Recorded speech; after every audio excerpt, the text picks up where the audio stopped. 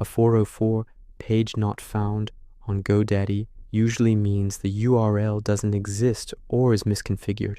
1. Check the URL. Make sure you type the full address correctly. 2.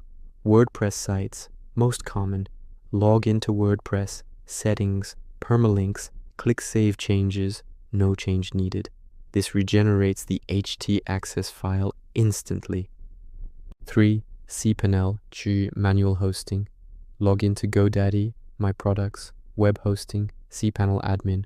File Manager, public.html, look for htaccess, rename it temporarily to .htaccess, refresh site. If 404 disappears, create a fresh htaccess with default WordPress rules, or you can also use the following. 4. Website Builder, GoDaddy Sites, Editor, publish again, top right, wait 2 to 5 minutes. 5. DNS, domain pointing, domains, manage DNS, ensure a record points to your hosting IP, not 34.1.2.136.180 parking page.